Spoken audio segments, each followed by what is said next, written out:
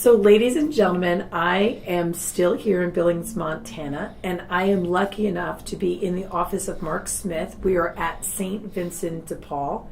And Mark, I've spoken with multiple people here, interviewed two of them, including the director, and both of them brought you up when it comes to the running of this organization. So can you tell everybody what your passion is and what you do here at St. Vincent? My passion is to assist those that are in need, the people that are in need. A large number of our people are Native Americans. And I feel that in general society, a lot of times Native Americans are overlooked. They don't have the opportunities on the reservation. And so I have a deep passion for Native Americans and to reach out to those that are kind of overlooked in society. Where did this passion start for you? When I started at St. Vincent de Paul, I was like everyone else. I stereotyped. But when you get to know these people and their stories, a lot of Native Americans have fetal alcohol syndrome. A lot of them are alcoholics or drug addicts. And we do have a program here that reach out to those that are seeking help and trying to get off the alcohol and get a normal life. And just so my audience knows, you are known as the guy who knows every person pretty much who comes in here. You know them by name. I do. You are here when they come in first thing in the morning. And I'm the one that tells them good night at night, yes. How does that feel for you? They respect me. Some of them call me dad, some of them call me uncle, which is highly an honor through the Native American culture. In the wintertime, a lot of them are homeless.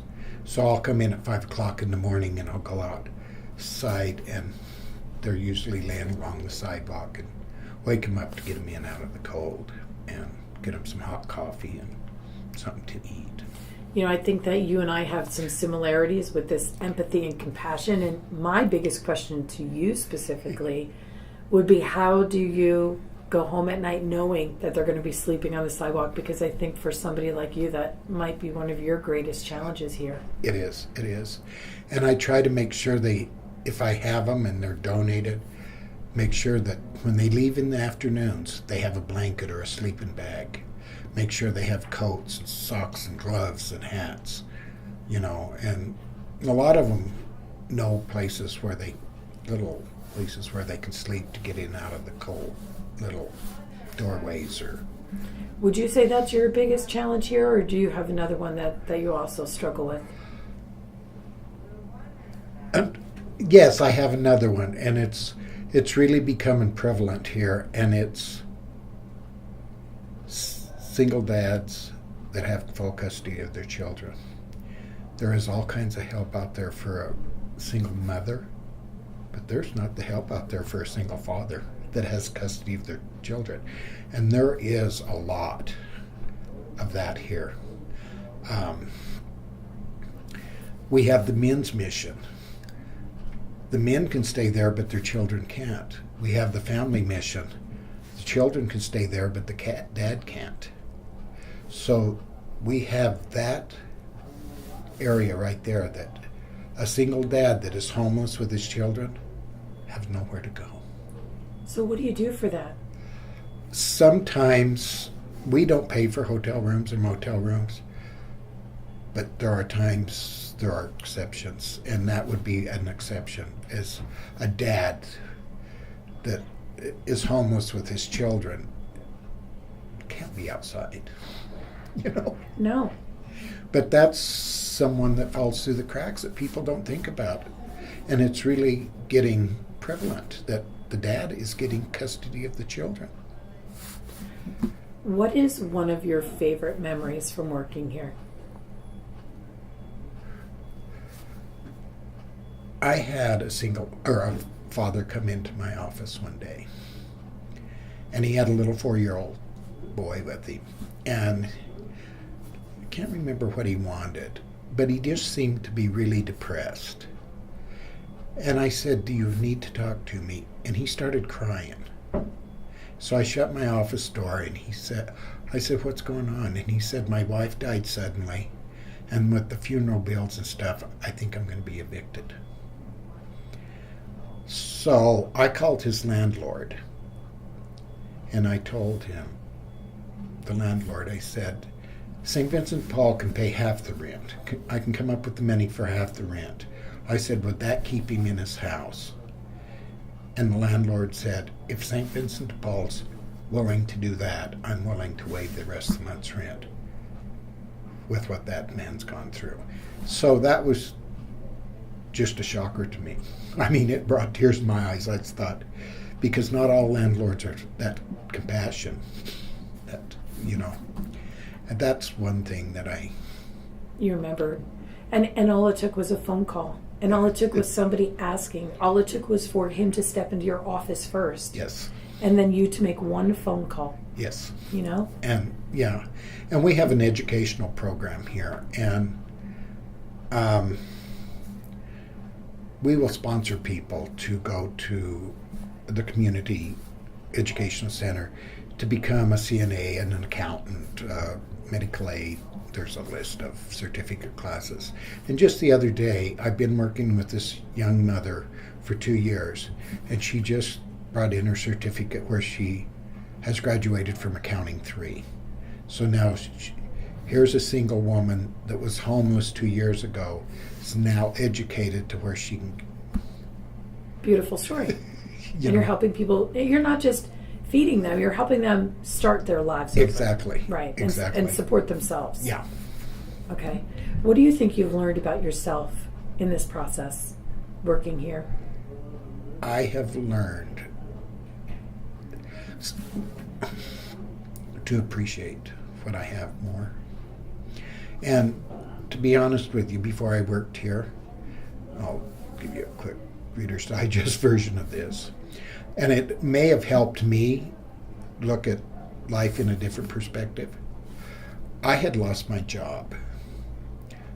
I was in a car accident, and I had to go to Colorado to take care of my sister who was dying of pancreatic cancer, all within 2 weeks. And she passed away 1 week after they diagnosed her. And I come back, and I was unemployed for 1 year. I tried, and I couldn't find a job. And I was making my house payment, just doing odds and ends. And I applied for this job, and I got it. And I think that year of what I went through, I can see someone walk in my office and go, well, been there. Mm-hmm. Do you think, and I know this is a very big question, but do you think that everything you experience, you and the people here, is a lesson? Oh, certainly. I think it was a lesson to me. And I think that, to me, I believe in a plan. Mm-hmm. And I think it was the plan. But it's hard when you look at all the hardship. You're surrounded by hardship all the time. And it's hard to look at it and say, this is the plan. Yeah. But I think I got a little taste of what I was going to have to help these people with. Yes. You know what I mean? And I'm sure, like you just said, you see people struggling, whether it's addiction or homelessness, and you see them pulling themselves up out of that. Yes.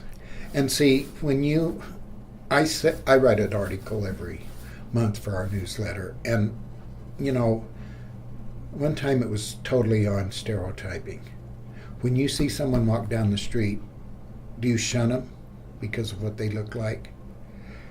And I say a stranger is only a friend you have not yet met. Mm-hmm. And people need to look at these people, and they're more than just a drunk, okay? There's a human being in there that's probably reaching out. There's so many people that want to get involved in different ways, and want to change their lives, want to pull themselves up from despair in all different ways.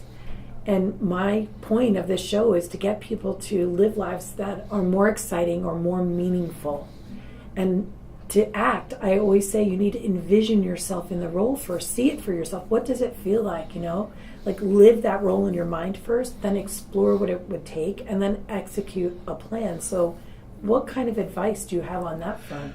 Well, what I've done in a couple newsletters ago, I ask for sponsors. I ask for people who were retired or wanted to donate time to come into St. Vincent de Paul and sponsor someone. I said whether it be a attorney, there are people that need legal advice. If they could just sponsor someone here at St. Vincent de Paul that's on the streets. Maybe someone, a single woman who is expecting a child, to have someone, not to sponsor them monetarily. Like to mentor them. And mentor them, be their support. Guide them. Yeah. Connect with them in something that they can relate to. I so know, they don't feel so alone. Exactly. I have someone that needs an attorney because she has been in trouble a lot, and she's trying to get visitations with her children because she's gotten off the drugs, but she just needs that attorney. She can't afford that attorney. She needs maybe an attorney to come in and mentor her and say, this is what we can do. A retired nurse could come in and mentor a pregnant single woman that's, Yes. So people can take their skills and just work with one person on a part-time, once a week for an hour. Yeah. And I did say I don't want to assist them monetarily, but emotionally, and give them that support that there are people out there that care.